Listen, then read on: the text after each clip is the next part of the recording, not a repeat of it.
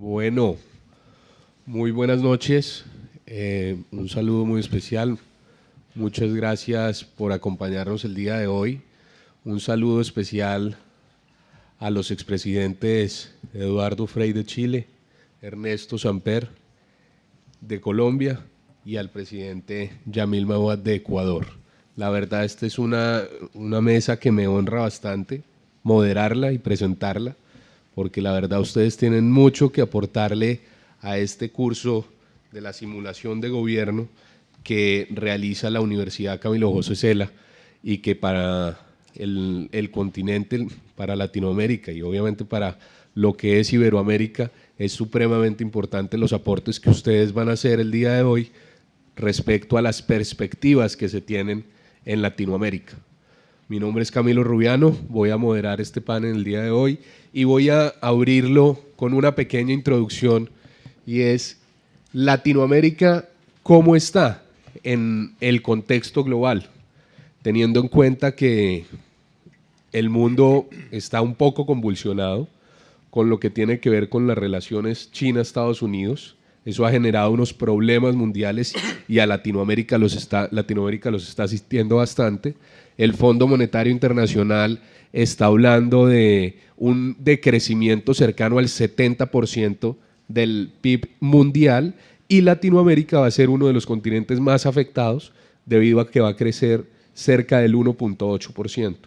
Entonces, viendo ese panorama global, ¿ustedes qué perspectivas ven del continente? ¿Cómo creen que puede salir, teniendo en cuenta también que hay, por ejemplo, unos países que están generando unas incertidumbres en las inversiones, como por ejemplo el caso de México, de Brasil, como el tema puntual que está generándole un impacto fiscal a varios países, en el caso pues, de mi país, de Colombia, que es el tema migratorio de la crisis venezolana? Esos factores que están en el, digamos, en el escenario latinoamericano, ¿cómo pueden ustedes, según las experiencias que tienen, ver cómo lo enfrentamos y lo aplicamos también al curso de simulación de gobierno? Le doy la palabra al presidente Eduardo Fíguez de Chile. Bueno, muchas gracias por esta invitación de la universidad para participar en estas ceremonias de fin de año. La verdad es que normalmente cuando hablamos de América Latina pensamos que es una zona que tiene una misma cultura, un mismo idioma, una misma manera de relacionarse, pero sabemos que no es así, que cada país es una realidad.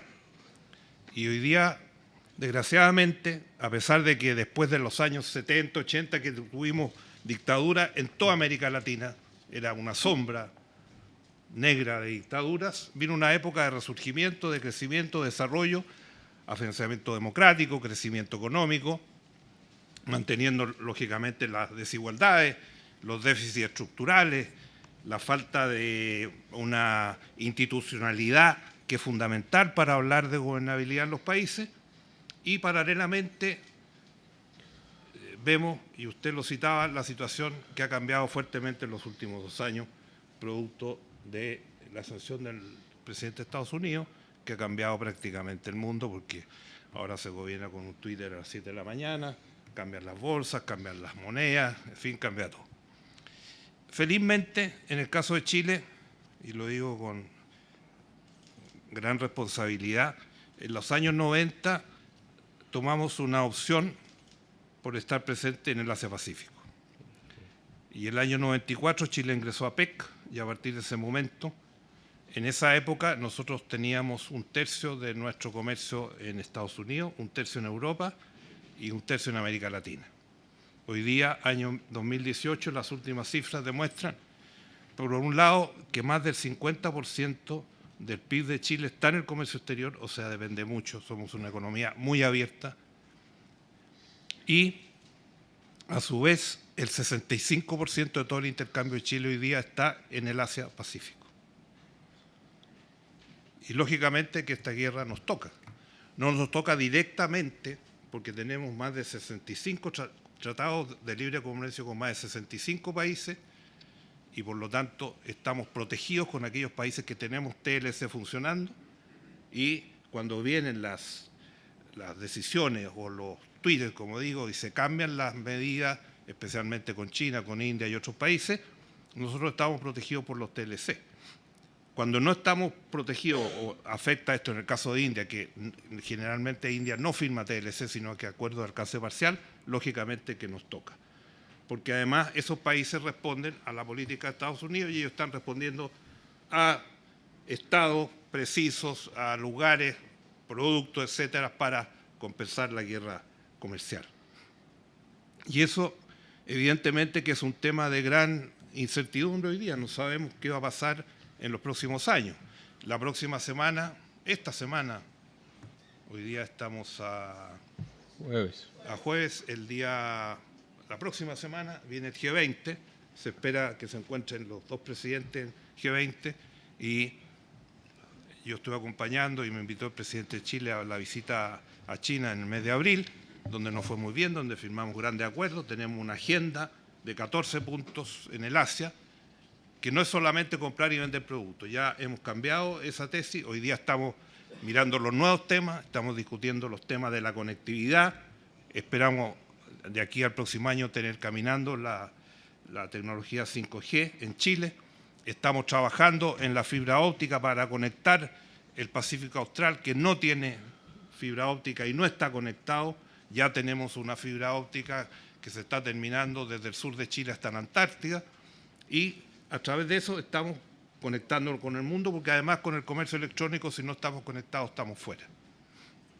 Entonces, estamos hablando de los temas astronómicos, Chile es un centro astronómico mundial hoy día, estamos hablando de los temas de desarrollo antártico, alta tecnología, en fin, estamos en los temas que permitan que Chile pueda ser un país desarrollado y no solamente un productor de materias primas, o sea, mayor valor agregado. Y ese trabajo es un trabajo intenso, pero que está marcado por la incertidumbre, porque nosotros lo mandamos. A nosotros nos golpea la realidad mundial precisamente porque cuando hay cambios en las bolsas mundiales, cuando hay cambios en la moneda, cuando hay cambios en las normas de comercio, la OMC hoy día prácticamente no es mucho lo que hace. Las grandes potencias toman sus decisiones y la OMC, digámoslo con toda franqueza, normalmente llega tarde a tomar cualquier decisión. Entonces, ese es un tema que tenemos que luchar y seguir con una economía abierta, porque creo que en el mundo que vivimos hoy, nosotros partimos a comienzos de los 90, asumiendo que la globalización es una realidad mundial, producto de la tecnología, de las comunicaciones, y como lo decía muy bien el presidente Cardoso en su tiempo, cuando ingresamos a PEC, había muchos en América Latina que decían, hay países que creen que la economía se mueve por la globalización o es un programa de gobierno o un sistema económico que se va a implantar, y decía claramente, esto llegó para quedarse y el que no quiere estar en la globalización difícilmente va a poder crecer y desarrollarse en los próximos años. Y esa realidad la vemos hoy día en nuestras sociedades, porque lo que hace la universidad, apuntar al hecho de la gobernabilidad, es clave. ¿Por qué? Porque ante el desprestigio de la política, ante el desprestigio de las instituciones públicas, por lo menos en Chile y en la gran mayoría de los países latinoamericanos, todas las instituciones que tienen que ver con el servicio público están en los últimos lugares, los parlamentos en los últimos lugares, los partidos políticos en los últimos lugares. Y hoy día decirse, entre comillas, político ya casi es un desagrado en cualquier país de nuestra América.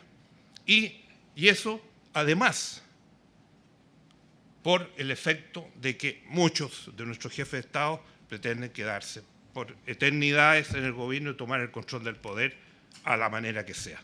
Y eso, al final, cansa a la ciudadanía.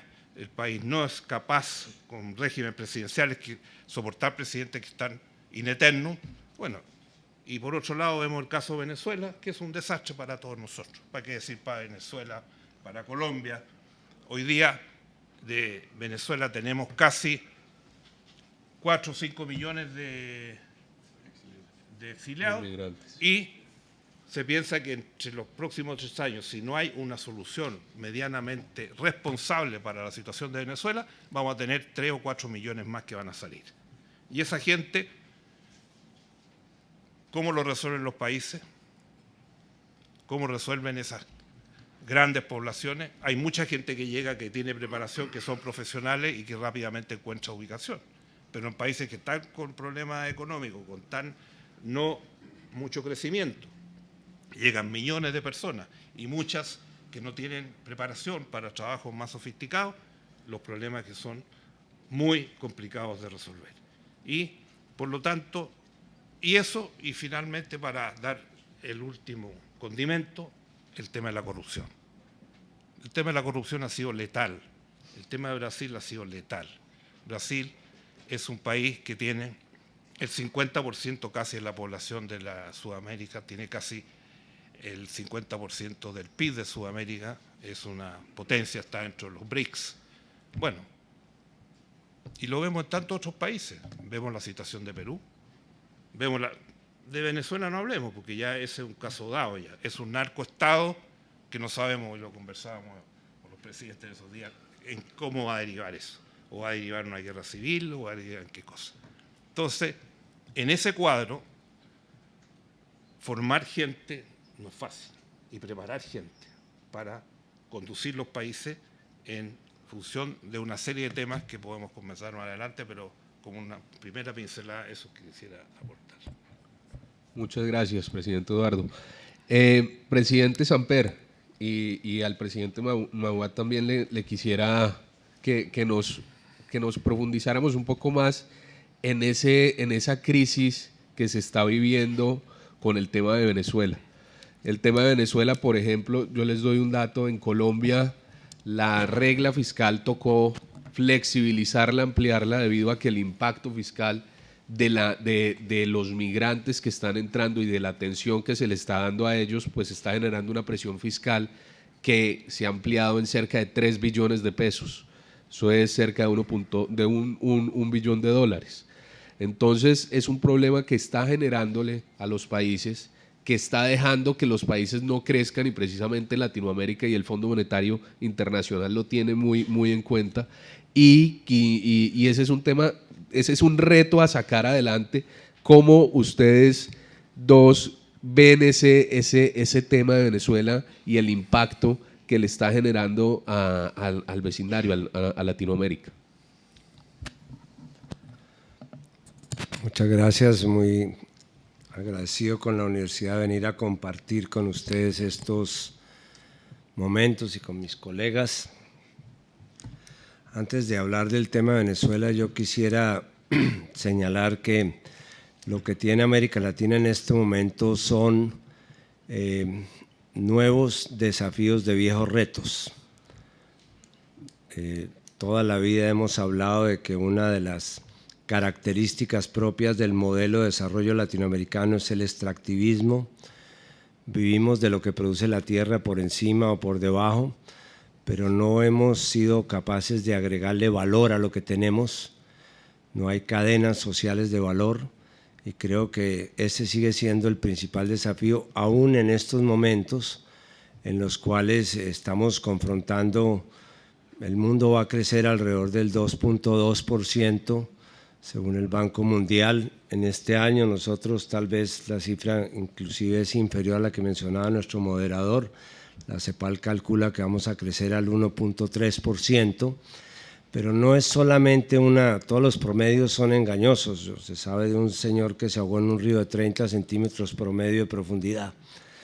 Es ver frente a qué se puede comparar esta cifra de crecimiento, y para que América Latina lograra superar las brechas de las cuales hablaba el presidente Frei en este momento, necesitaría unas cifras de crecimiento superiores al 5%. Entonces vamos al segundo gran reto, que es el reto de superar la desigualdad. No somos el continente más pobre ni la región más pobre del mundo, pero sí somos la región más desigual del planeta. Diferencias entre países, diferencias entre regiones dentro de países. La brecha digital es muy amplia, la brecha de género, la brecha étnica, en fin, seguimos teniendo unas desigualdades estructurantes que nos caracterizan como una región que no ha sido capaz de superar estas condiciones, y tiene mucho que ver con el comportamiento de la economía, porque si no somos capaces de mejorar las condiciones de distribución del ingreso porque no hay crecimiento, o si hacemos un modelo de ajuste fiscal como el que se ha hecho en el pasado, recargando sobre la inversión social y recortando el gasto público social, vamos a agravar las condiciones de desigualdad en lugar de solucionarlas. Y tal vez un reto inevitable en esta enunciación, esta primera enunciación de desafíos, es el que tiene que ver con el calentamiento global y el cambio climático. Una de las regiones más afectadas por el calentamiento global es precisamente América Latina. Lo demuestran las cifras. El calentamiento global produce una duplicación de las posibilidades de huracanes y de movimientos sísmicos tanto en las cordilleras como en el Mar Caribe. Somos además una región muy rica en recursos naturales. El otro día leí una cifra de que la riqueza de América Latina vale alrededor de 32.000 billones de dólares, representados en el 18% de los bosques, el 30% del agua dulce del mundo, el 20% de las reservas petroleras. Somos muy ricos, pero no sacamos nada con esa riqueza si no es sostenible o si está causando los desajustes energéticos que se están viendo en este momento en América Latina. A partir de esos tres retos creo que se podría ensayar un análisis de lo que puede pasar hacia el futuro. Eso seguramente lo haremos después. Me refiero un poco entonces a la pregunta que ha hecho el moderador y tengo que esgrimir mi condición de colombiano porque Colombia es un país atípico en este análisis. Para nosotros el tema de Venezuela es un tema muy sensible. Tenemos 2.300 kilómetros de fronteras con Venezuela. Tenemos fronteras calientes en las cuales hay comerciantes, guerrilleros, contrabando, comunidades étnicas, guerrilla, ¿no? Para nosotros no es un tema menor. Y además tenemos todavía 2 millones de colombianos viviendo en Venezuela, eran 4 millones. Algunos de los que han venido como migrantes en estos últimos años eran colombianos que recibieron su carta de naturalización en Venezuela y se están devolviendo con toda la razón. Entonces, para nosotros el tema de Venezuela no es un tema que se pueda abordar sin tener en cuenta las relaciones bilaterales. Llegamos a tener 8.000 millones de dólares de comercio con Venezuela, hoy no llegamos a 300 millones de dólares. Yo he sido partidario de una salida pacífica al conflicto con Venezuela. Creo que el peor error en este momento sería auspiciar una intervención militar a una solución de fuerza. Eso no solucionaría nada distinto de agravar la crisis humanitaria que se está viviendo. Y quiero compartir con ustedes un moderado optimismo que tengo en este momento, que no lo tenía hace 3 meses, porque me parece que el hecho de que haya por lo menos un entendimiento entre los Estados Unidos y la Unión y Rusia alrededor de que haya un diálogo y que ese diálogo se haya concretado en Oslo.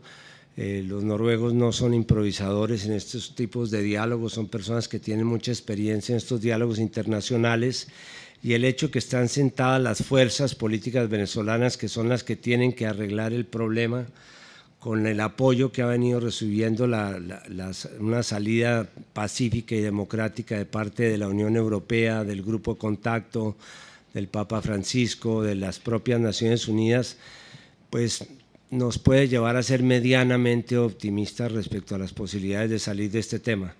Y cuando hablo de una salida pacífica me estoy refiriendo a una anticipación de las elecciones generales, me estoy refiriendo al desbloqueo económico, por supuesto, sin el cual esto no se va a poder arreglar. Me estoy refiriendo también a una especie de justicia transicional como la que estamos viviendo en Colombia, para que todos los actores políticos venezolanos puedan participar en una libre confrontación general en unas elecciones. Y me estoy refiriendo también a un cambio constitucional para que garantice el equilibrio de poderes, porque como hablábamos ayer con mis colegas, si esto no se cambia, la estructura misma de la Constitución en Venezuela, pues simplemente vamos a cambiar el eje de la polarización y mañana vamos a estar viendo cómo unos tumban a los que ayer tumbaron. De tal manera que esa es, digamos, como mi opinión, y dejo simplemente planteada una tesis general y la dejo con el debido respeto de las posiciones europeas, y es que por fortuna todavía en América Latina para nosotros Nosotros no hablamos del problema de los migrantes o el problema de las migraciones. Para nosotros lo que hay es un concepto mucho más amplio de ciudadanía, como el derecho a tener derechos y como libre movilidad de las personas. No queremos darle un tratamiento punitivo a los migrantes. De hecho, el gobierno colombiano no se lo está dando en este momento. Hemos hecho unos grandes esfuerzos fiscales para acoger a estas personas como sujetos de derechos. Alrededor del 1% del PIB nos va a costar este año la atención de estos hermanos venezolanos, pero no lo vemos como un problema, sino como hermanos suramericanos que están moviéndose por razones entendibles y que tienen que ser acogidos como cualquier otro ciudadano. Presidente Mawad, ¿qué opinión tiene frente a esto? Gracias. Primero, me sumo a los agradecimientos de Ernesto Samper por invitarnos a participar en esta conversación. Creo que es importante recordar que la economía trabaja en ciclos. Cuando tenemos la realidad muy cerca, tendemos a olvidar eso. América Latina ha sido víctima de una serie de ciclos económicos a lo largo de muchísimas décadas. Y nuestras políticas regionales han sido respuestas a esos ciclos. Yo quisiera recordar qué pasó con América Latina, por ejemplo, cuando arrancó la Primera Guerra Mundial. Guerra en la que no tuvimos nada que hacer, ni en la decisión, ni en la pelea, ni en la solución, ni en la posguerra. Automáticamente se cerraron nuestros mercados, porque el mercado era Europa. Mercado de exportación, dejaron de comprarnos, y mercado de importación, porque no teníamos de dónde traer cosas que nos resultaban básicas. Pero luego de la Primera Guerra Mundial vino la Gran Depresión de Estados Unidos en 1929 y tuvimos otro brutal shock. Cuando salíamos de eso, hubo un famoso autor que escribió, de apellido Ángel, que escribió un bestseller, que decía que una Segunda Guerra Mundial era imposible, porque la globalización estaba tan extendida que todos perdían si había una guerra, y que por lo tanto no íbamos a ser tan locos como para entrar en una guerra en esas condiciones. Se equivocó porque había dicho lo mismo sobre la Primera Guerra Mundial, y la guerra se produjo y se volvió a producir. Segunda Guerra Mundial, un nuevo shock para América Latina. Y entonces un grupo de pensadores en nuestro continente, encabezados especialmente por la CEPAL y por Raúl Prebisch, se pregunta por qué tenemos nosotros que sufrir estos impactos causados por circunstancias donde no tenemos nada que ver. Y entonces sale la teoría del desarrollo sustitutivo de importaciones. Vamos a fabricar en nuestros países las cosas que necesitamos para bajar nuestra dependencia, que ha sido siempre el objetivo. Funcionó tan bien ese sistema que por 3 décadas América Latina creció entre el 5 y el 6% anual de manera sostenible, más que los países desarrollados. El modelo entró en crisis, luego se lo comparó con el crecimiento de los tigres asiáticos y dijimos no, el mecanismo ya no es producir para el mercado interno, el mecanismo ahora es insertarse en el mundo y empezar a exportar, cada país desde su nicho, cada estructura productiva desde su nicho. Y entramos en eso. Pero también observamos ciclos. América Latina en los 70s fue el fin del proceso sustitutivo. Grandes dictaduras, como decía Eduardo Frei, en todos los países. Entramos en los 80, volvimos a la democracia.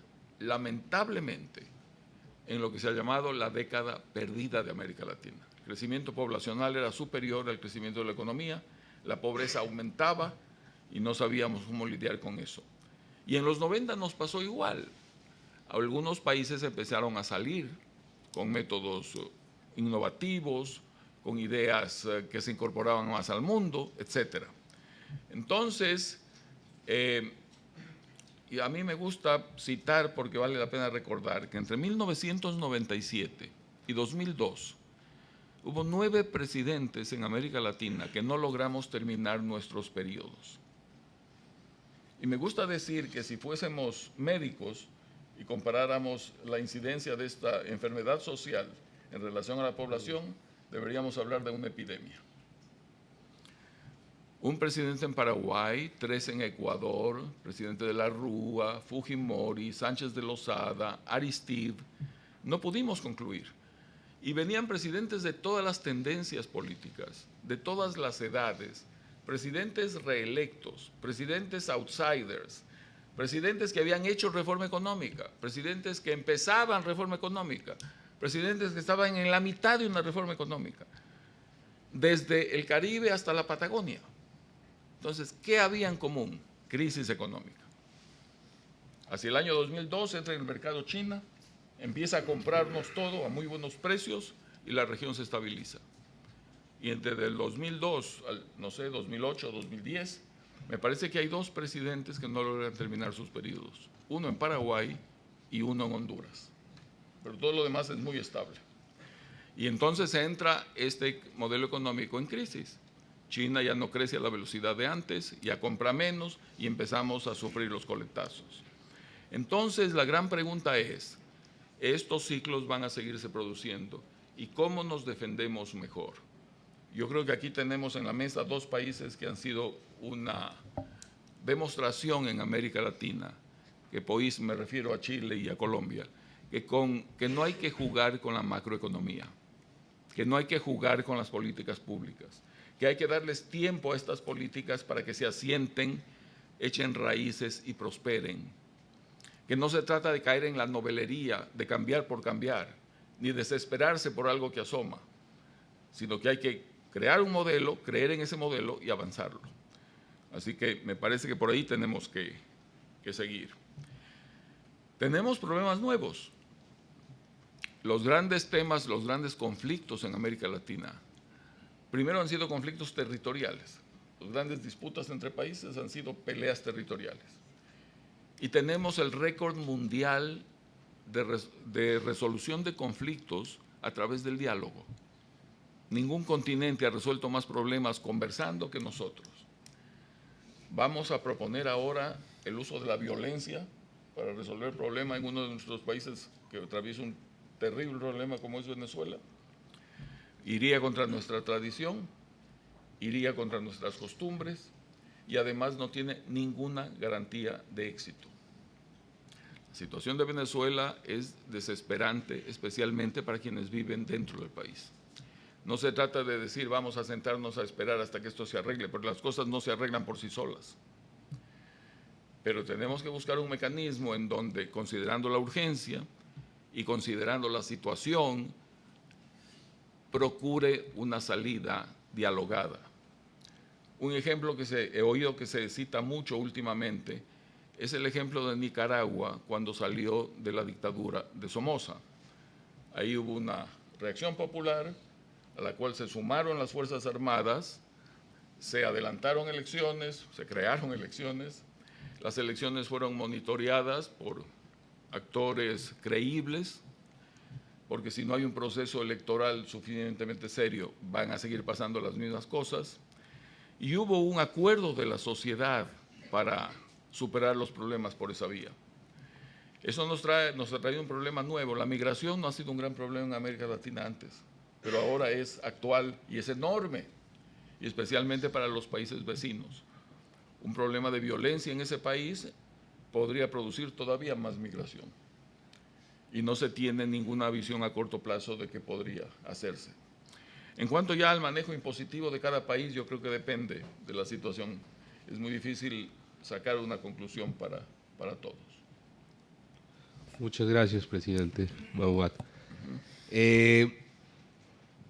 Un breve mensaje antes de abrir al público algunas preguntas que les podrían hacer. Un breve mensaje de cómo Latinoamérica debe enfrentar este contexto que ustedes lo han descrito muy bien.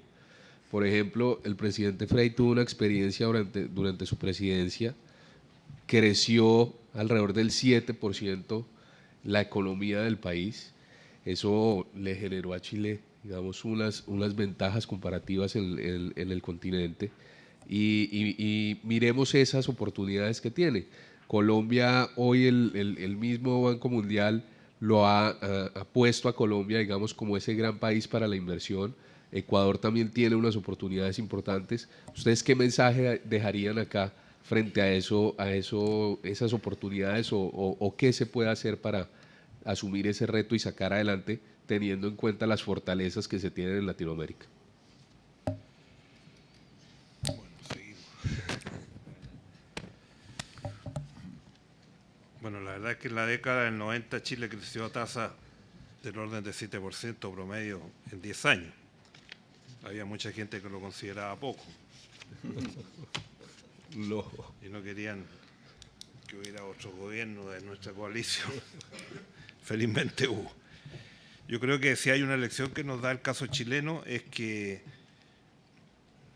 la estabilidad política es fundamental. O sea, tener durante casi 30 años gobiernos del mismo signo, aplicando las mismas políticas, no que llegaba cada gobernante y al día siguiente que asumía decía que todo lo que había hecho el gobierno anterior era malo y había que cambiarlo, perdía la mitad de su periodo en eso. Prácticamente tuvimos un ministro de Hacienda hasta 25 años, manteniendo las mismas políticas, hicimos reformas estructurales fundamentales, por ejemplo, la reforma procesal penal y el establecimiento de la Fiscalía Nacional, que fue un proyecto que demoró 8 años desde que comenzó a discutirse en el Parlamento hasta que se extendió a todo el país. Si el gobierno siguiente lo hubiera terminado, se habría ido. Lo mismo pasó en la salud y en muchos otros sectores. O sea, la estabilidad política es fundamental, porque cuando no hay estabilidad política y no hay claridad, y vivimos hoy día, desgraciadamente, como decía antes, en una crisis política muy fuerte, y no hay partidos que sustenten la democracia, al final eso golpea la economía, porque causa desconfianza, causa incertidumbre, las inversiones no llegan, los comercios no se hacen y al final todos pierden. Por lo tanto, si hay que sacar una lección en Chile, es esa. Segundo, tener instituciones permanentes que puedan funcionar con políticas de Estado. Y por lo tanto yo creo que hoy día en general en América Latina hay 4 o 5 temas que yo creo que son fundamentales. Por ejemplo, mantener el orden público, tener controlada la violencia, el crimen organizado, la incapacidad muchas veces de las policías y los sistemas judiciales para responder a los requerimientos de la población. El segundo aspecto que yo considero crucial es la independencia de los poderes del Estado. Cuando hay control de los poderes del Estado por el gobierno de turno, el país no funciona, la gente pierde la confianza y eso es básico. Tercero, preparar, y en eso me alegro mucho lo que hace esta universidad, preparar el capital humano, porque la gente hoy día, la gente más capacitada en general, no quiere participar en el servicio público. Prefiere estar en el sector privado. Es más tranquilo, es más seguro, a veces es más rentable y por lo tanto cuesta mucho tener buena gente en los servicios públicos que son fundamentales, sobre todo en países muy presidenciales como son los de América Latina. El otro punto, el que señaláis también al final, el tema de la corrupción. O sea, si no hay un trabajo permanente, constante y continuo de todas las instituciones del país contra la corrupción, es muy difícil poder reemplazar el tema. Y por último, yo creo que se nos han ido quedando atrás las instituciones políticas. Necesitamos redefinir un rol del Parlamento fundamental. Al decir poderes institucionales independientes que funcionen, requiere también que haya partidos políticos, que participe la sociedad civil, de tal manera que la comunidad se sienta escuchada, se sienta participando y se sienta realmente con un criterio de participación que es fundamental. Entonces, yo pienso que en el cuadro en que estamos, tenemos el gran problema del populismo. Populismo de extrema derecha, populismo de extrema izquierda, cualquier tipo de populismo. Segundo, tenemos una realidad producto de las nuevas tecnologías, todo lo que es las redes sociales que conocemos, que se usan, por lo menos en el caso de Chile, para insultar, para desacreditar, para violentar las comunidades, sin ninguna responsabilidad, porque son todos anónimos, por lo menos en el caso de Chile es todo anónimo. y por lo tanto lo que se llama hoy día las fake news, que inundan todas las informaciones diariamente y en todo el mundo, son un motivo de gran preocupación en las comunidades. Entonces, ahí también se necesita que haya un trabajo de conciencia, de participación, de definiciones. Y en el caso global de la gran dinámica que hay respecto a lo que es el crecimiento insospechado que tienen hoy día los países del Asia, y que lo van a seguir, lo van a mantener, lo van a acrecentar. Porque la realidad es que yo pienso que toda la discusión que hay y esta guerra comercial de las dos grandes potencias, por lo menos este año y el próximo, lo más probable es que se mantenga. Porque como hay elecciones en Estados Unidos a fines del próximo año, la situación la van a mantener el gobierno de Estados Unidos, porque lo que les interesa es ganar la elección de fines del próximo año. Por lo tanto, todos sabemos que estas comisiones que se han reunido en los dos países en varias oportunidades han llegado a acuerdos completos y finalmente votan los acuerdos. Mientras se mantenga esa situación no va a haber posibilidades. Y eso afecta a toda la comunidad internacional y afecta especialmente a los países que tienen mayor apertura en su economía. Por lo tanto, en este periodo de incertidumbre general, el rol que juegan los dirigentes políticos, los dirigentes sociales, los dirigentes empresariales, la comunidad organizada en general, es fundamental para mantener la estabilidad. Y otro factor que yo considero también muy importante, por lo menos en el caso de Chile lo hemos visto. Hoy día la gran mayoría de la población se identifica como de clase media.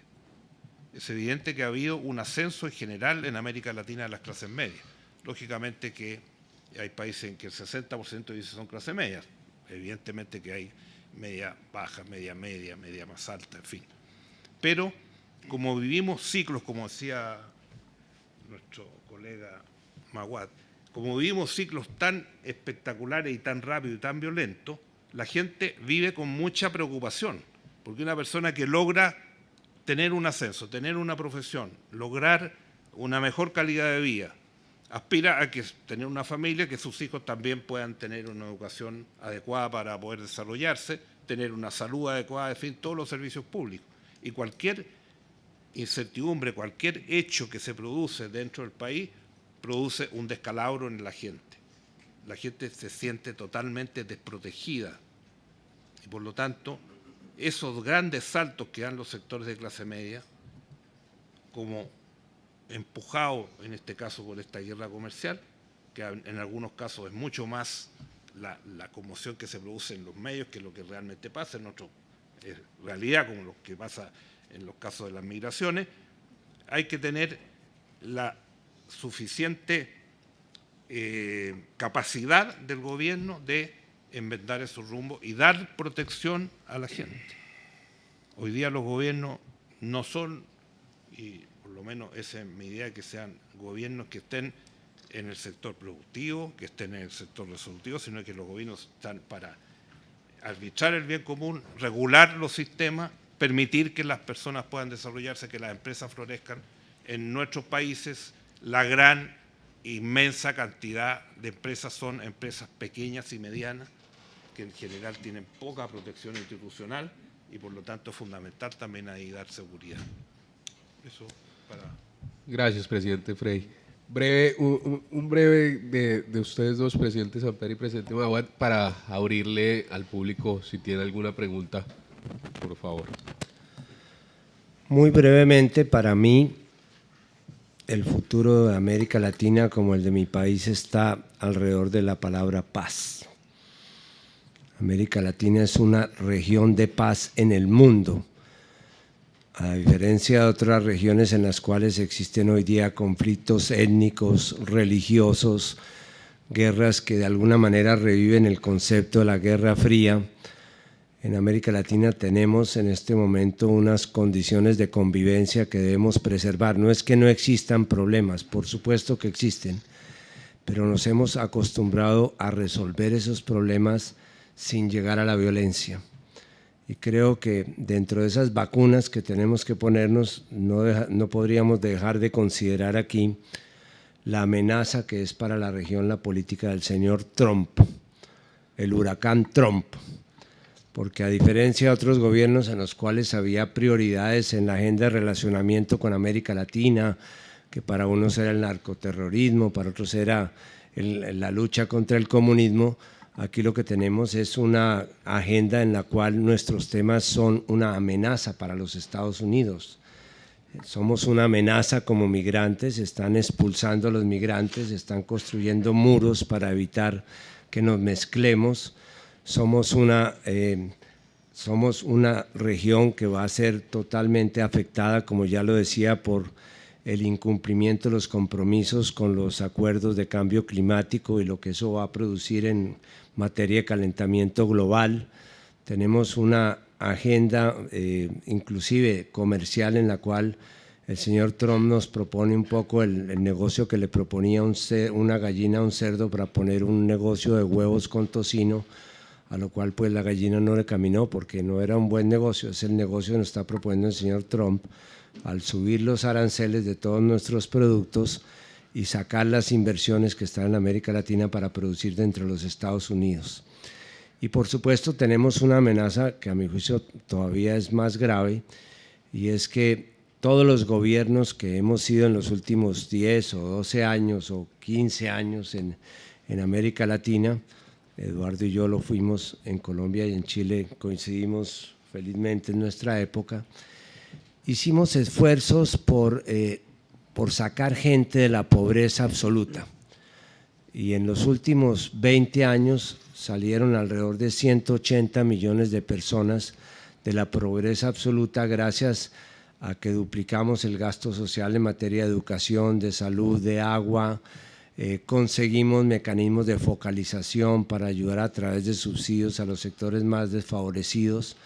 Pero lo que muestran las cifras de la CEPAL entre el 2016 y el 2018 es algo muy preocupante, y es que hemos comenzado a retroceder en los logros que habíamos conseguido en materia de éxitos en lucha contra la pobreza relativa y la extrema pobreza, hasta el punto de que se puede calcular que en los últimos 2 años, repito, desde 2016 al 2018, alrededor de 10 millones de latinoamericanos que habían salido de la pobreza están regresando a su condición de pobreza, lo cual va a crear unas dificultades especiales porque, como aquí se señalaba, no es lo mismo no darle a una persona algo que jamás ha tenido que quitárselo a quien ya lo tiene. Y eso va a producir un cambio que va a afectar las condiciones de estabilidad y de convivencia en la región. Y por supuesto tengo que terminar, mi querido moderador, usted que también es colombiano, haciendo un gesto y una referencia obligada a lo que estamos viviendo en Colombia. Nosotros llevamos 50 años de un conflicto armado que nos costó 238.000 víctimas, 7 millones de desplazados por la violencia y todo tipo de episodios dolorosos que en términos económicos llegaron a ser evaluados por José Antonio Campo, un experto económico en Colombia, en el 2% del Producto Interno Bruto en los últimos 50 años. Eso nos costó la violencia armada en los últimos 50 años. Por supuesto que asomarnos a la paz para nosotros ha sido prácticamente como llegar a una especie, a las puertas del paraíso. Lamentablemente, pues los acuerdos que se hicieron en La Habana no se están cumpliendo cabalmente por el nuevo gobierno, tengo que reconocerlo aquí públicamente. La columna vertebral de los acuerdos de paz, que es la justicia transicional, ha logrado salir adelante, pero los sectores que están siendo más perjudicados por la ausencia de un compromiso efectivo con la paz son precisamente los eslabones más débiles de la cadena del conflicto, como son los campesinos cultivadores de productos ilícitos que están dentro de la idea de sustituirlo social y voluntariamente, cuya apoyo fue reducido prácticamente al 50%. El caso de las víctimas, tenemos 7 millones de víctimas que han sido reparadas apenas en un 10 o 12%. El caso de las personas que se desmovilizaron gracias a la suscripción de los acuerdos, se desmovilizaron alrededor de 15.000 combatientes de las FARC, de ellos prácticamente han asesinado ya 180 en lo que ha ocurrido este año, para no hablar de los líderes sociales que igualmente están sacrificando nuevos movimientos que están emergiendo buscando que regresemos a la guerra y al conflicto. Pero repito, el tema positivo es que en Colombia vivimos durante estos últimos 5 años lo que era un país en paz. Nos economizamos alrededor de 5.000 muertes violentas, los secuestros cayeron a un 20%, ya no hay minas antipersonas liquidando 2 o 3 personas diariamente en los campos colombianos.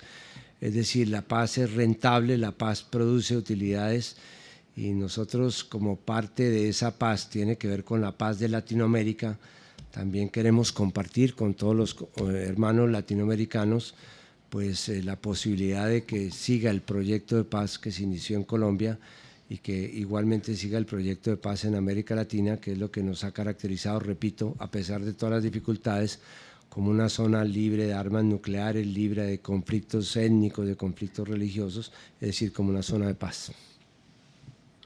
Gracias, presidente. Presidente Ubago. Bien, unas cortas notas. La economía de mi país es una economía pequeña, representa un porcentaje muy pequeñito del PIB de América Latina y al mismo tiempo es una economía totalmente abierta. Es decir, el porcentaje de comercio exterior tiene un peso importante en el PIB.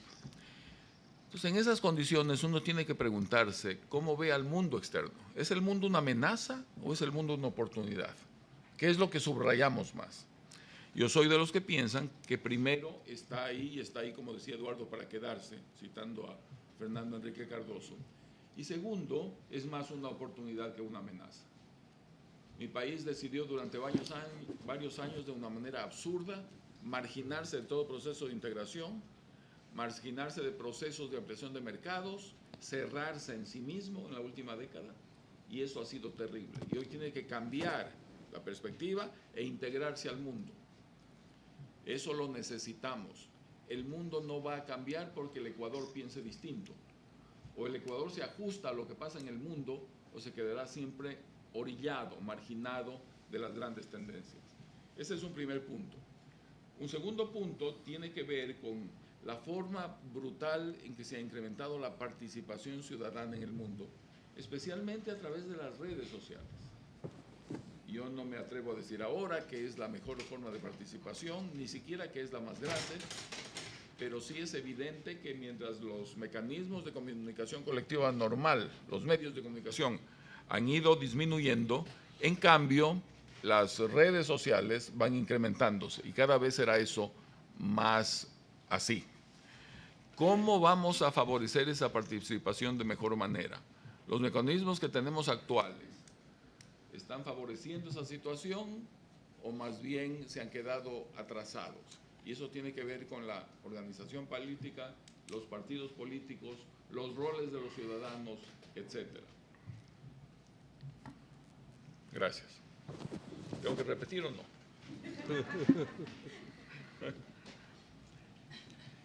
El otro tema que se nos viene es lo que se llaman la cuarta revolución industrial. Se dice que la primera fue la revolución que se generó por el invento de los motores a vapor. La segunda fue, y eso permitió la automatización. Luego tuvimos la invención de la electricidad, luego tuvimos el tema de las computadoras, la tercera, y ahora viene toda la inteligencia artificial, etcétera, etcétera. Esto va a eliminar millones de puestos de trabajo en el mundo. Van a ser innecesarios. ¿Cómo vamos a hacer nosotros para no perder el carro y poder incorporar a la cantidad, especialmente de jóvenes latinoamericanos que siguen creciendo, para que puedan tener oportunidades hacia el futuro? Y en eso tenemos que comprometernos a trabajar. Y solo quiero concluir usando el ejemplo de Ernesto. Yo había oído la pregunta de cuál es la diferencia entre estar involucrado en algo y estar comprometido. Y entonces dicen que cuando uno pide jamón con huevos en un desayuno, la gallina está involucrada, pero el cerdo está comprometido. Entonces necesitamos pasar de más a más comprometimiento y a menos involucramiento. Y eso nos afecta a todos los ciudadanos.